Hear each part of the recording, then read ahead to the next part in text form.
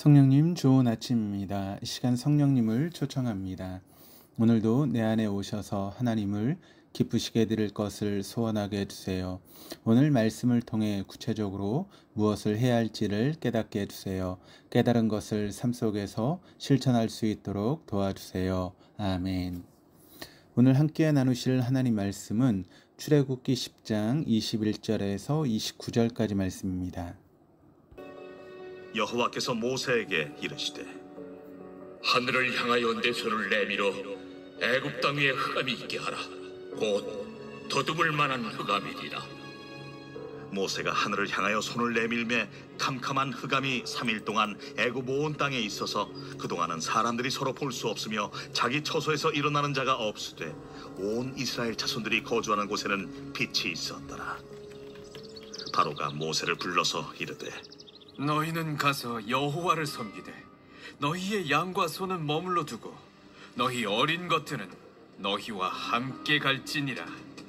왕이라도 우리 하나님 여호와께 드릴 제사와 번제물을 우리에게 주어야 하겠고 우리의 가축도 우리와 함께 가고 한 마리도 남길 수 없으니 이는 우리가 그 중에서 가져다가 우리 하나님 여호와를 섬길 것임이며 또 우리가 거기에 이르기까지는 어떤 것으로 여호와를 섬길는지 알지 못함이니이다. 하나 여호와께서 바로의 마음을 완악하게 하셨으므로 그들 보내기를 기뻐하지 아니하고 바로가 모세에게 이르되 너는 나를 떠나가고 스스로 삼가 다시 내 얼굴을 보지 말라. 내가 내 얼굴을 보는 날에는 죽으리라. 당신이 말씀하신 대로 내가 다시는 당신의 얼굴을 보지 아니하리이다. 앞서 8가지 재앙을 경험했음에도 바로는 하나님 말씀 앞에 완악한 자세를 취합니다. 그는 이스라엘 백성들을 자유롭게 보내주기보다는 고집을 피우며 하나님과 대결하려고 하였습니다. 때문에 바로 자신뿐만 아니라 애굽 사람들까지도 재앙을 겪으며 큰 어려움에 빠지게 되었습니다. 그러나 이 모든 것은 사실 이스라엘 백성들을 위한 하나님의 큰 계획이었습니다. 이러한 재앙들을 통해 이스라엘 백성들은 자신들을 구원하러 오신 하나님이 얼마나 크고 위대한 분이신지에 대해 생생하게 경험하고 또 마음에 각인하게 되었을 것입니다. 오늘 함께 읽었던 본문에서도 하나님께서는 위대한 능력으로 애굽을 제압하시고 또 자연 만물을 통치하시는 창조주로서의 장면이 등장합니다. 21절, 22절입니다. 여호와께서 모세에게 이르시되 하늘을 향하여 내 손을 내밀어 애굽 땅 위에 흑암이 있게 하라.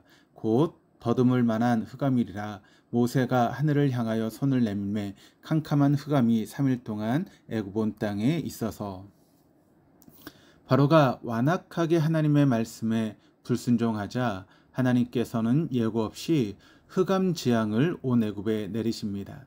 창세기를 보면 노년의 이삭이 눈이 어두워 아들 야곱을 알아보지 못해 더듬거리는 장면이 등장하는데 이때 사용된 히브리어 단어가 오늘 본문 21절에 나오는 더듬을 만한 흑암에 사용되었습니다. 또한 22절에 캄캄한 흑암으로 번역된 히브리어 호셰크 아펠라는 캄캄하다와 흑암이 함께 쓰여서 어둠이 한층 가증된 뉘앙스를 보여주고 있습니다. 즉, 이 9번째 재앙은 자연적인 발생을 충분히 설명할 수 있는 정도의 어둠이 아니라 한치 앞을 볼 수 없는 초자연적인 지독한 어둠을 의미하는 것입니다. 23절입니다. 그동안 사람들이 서로 볼 수 없으며 자기 처소에서 일어나는 자가 없으되 온 이스라엘 자손들이 거주하는 곳에는 빛이 있었더라. 22절에서 성경 기자는 이 재앙이 3일 동안 있었다라고 기록을 합니다. 덕분에 애굽 사람들은 서로를 볼 수 없고 처소에서 일어나지도 않았습니다. 이는 일상생활을 완전히 포기한 상태를 의미합니다. 흥미롭게도 애굽에는 빛을 주관한다라고 믿는 태양신 라가 있었습니다. 그들은 태양신을 믿으며 그 빛이 자신들의 삶을 풍요롭게 만들어주고 있다라고 믿었습니다. 그러나 3일간의 어두운 재앙을 경험하고 난 뒤 자신들이 믿고 따랐던 태양신이 얼마나 나약하고 또 쓸모없는 신이었는지를 절실히 깨닫게 되었을 것입니다. 반면에 23절에서는 이 재앙이 이스라엘 자손들이 거주하는 곳에는 있지 않았으며 오히려 빛이 있었다라고 말씀합니다. 하나님께서는 이 세상에 유일한 신은 빛과 태양을 창조하신 하나님뿐이심을 애국과 이스라엘 백성들에게 선포하신 것입니다. 24절입니다. 바로가 모세를 불러서 이르되 너희는 가서 여호와를 섬기되 너희의 양과 소는 머물러 두고 너희 어린 것들을 너희와 함께 갈지니라. 극심한 어둠으로 고통을 견디지 못한 바로는 다시 모세를 부릅니다. 그러나 바로는 이번에도 모세의 요구를 일부만 받아줍니다. 사람은 보내되 양과 소는 남기라라고 하는 것입니다. 그러나 이스라엘 백성들이 목축을 주업으로 삼고 있는 그런 백성들이기에 가축 없이 광야로 나가라고 하는 것은 여러분 아무런 그들에게 의미가 없는 것이죠. 가축이 없이 광야로 나가게 된다면 이스라엘 백성들은 얼마 버티지 못하고 다시 애굽으로 돌아와야 할 것입니다. 또한 이스라엘 백성들은 희생 제사를 드려야 하는데 가축을 보낼 수 없다라고 하는 것은 그들이 하나님께 예배를 드리지 못하게 막겠다라고 하는 그런 의미입니다. 이로써 바로가 하나님과 모세를 얼마나 만홀히 여겼는지를 알 수 있습니다. 25절입니다. 모세가 이르되 왕이라도 우리 하나님 여호와께 드릴 제사와 번제물을 우리에게 주어야 하겠고, 바로의 타협안에 대해 모세는 단호하게 거절합니다. 히브리어 원문에서는 강한 어조의 명령문의 의미가 담겨 있어서 한글 성경이 주는 느낌보다 더 강하게 모세가 거절했음을 알 수 있습니다. 25절 후반부에서 우리에게 주어야 한다라고 하는 말의 히브리어 의미는 단순히 물건을 손에 넘기다 라고 하는 그런 의미가 아니라 정권을 이양한다 라고 하는 그런 뜻입니다. 즉 모세는 우리가 알아서 할 테니 당신은 상관하지 말라라고 말함으로써 바로의 장기가 섞인 타협안을 강하게 거절한 것입니다. 26절입니다.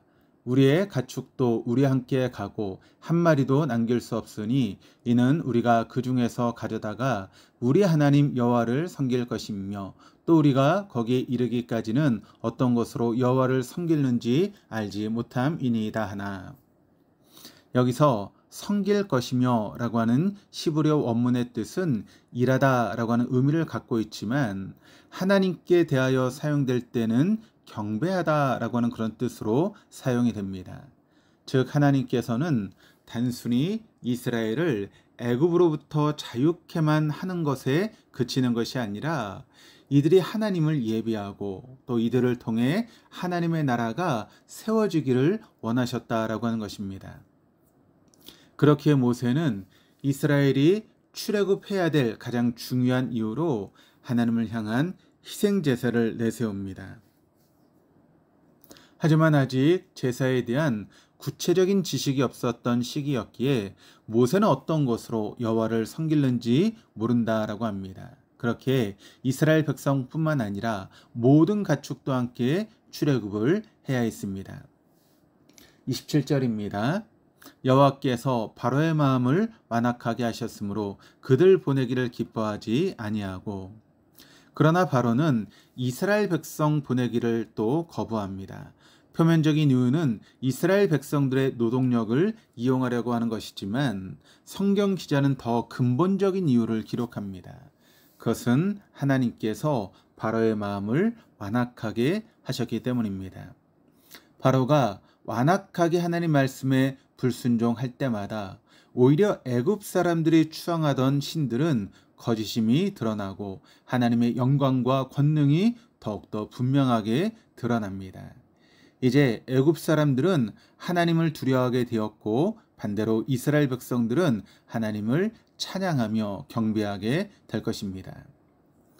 이처럼 불순종하는 사람의 악한 생각과 그 행동들조차도 하나님께서는 하나님의 백성들을 위해서 선하게 사용하십니다.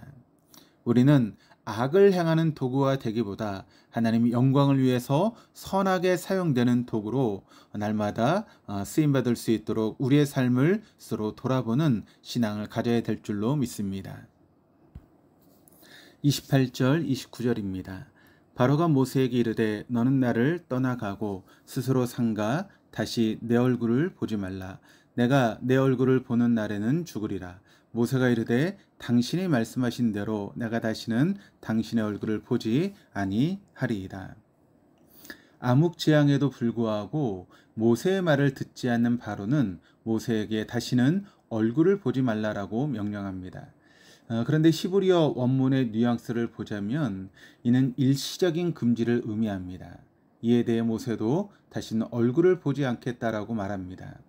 다만 모세의 말이 히브리어 원문에서는 절대적인 부정의 의미를 담고 있습니다. 즉 모세는 바로보다 더 강한 어조, 다시는 얼굴을 보지 않겠다라고 말함으로써 하나님의 계획에 대한 확고한 의지를 보여주고 있습니다.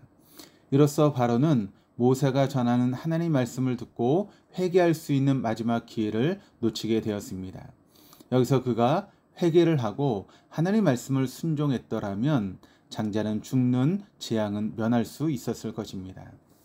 사랑하는 교회 여러분, 이 아침에 함께 읽은 말씀 속에 등장하는 하나님은 온 세상을 창조하시고 다스리시는 유일하신 주님이십니다. 하지만 우리는 자주 이 진리를 망각합니다. 그래서 예수님께서는 십자가에 죽으시기 전에 두려워하며 걱정하는 제자들에게 이렇게 말씀하셨습니다. 요한복음 16장 33절입니다.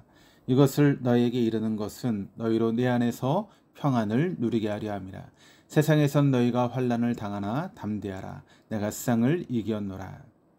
세상이 아무리 교회와 복음에 대해 완악한 제세를 취한다 할지라도 그 세상을 이기신 분이 바로 우리 주님이십니다. 애굽의 허망한 영광과 거짓 신들에 주목하기보다 눈을 들어 회개의 기회와 구원의 선물을 주시기 위해서 십자가를 지었던 그 주님을 바라보십시다. 그 주님께 우리 인생의 배 방향타를 맡겨드릴 때 애국과 같은 세상 속에서도 믿음으로 승리하는 은혜를 누리게 될 것입니다. 기도하시겠습니다. 사랑과 은혜가 충만하신 아버지 하나님, 오늘 말씀을 통해 세상의 권력자들의 마음과 온 자연 만물을 다스리시고 통치하시는 분이 오직 하나님뿐이심을 다시 한번 되새기게 해주심에 감사드립니다. 오늘 살아가야 될 삶의 현장이 녹록하지 않음이 분명하겠지만 그러나 그곳에 주인 되시는 분도 오직 주님이심을 인정하오니 우리의 삶을 선하고 복된 길로 인도하여 주시옵소서. 감사드리며 예수 그리스도 이름으로 기도합니다. 아멘.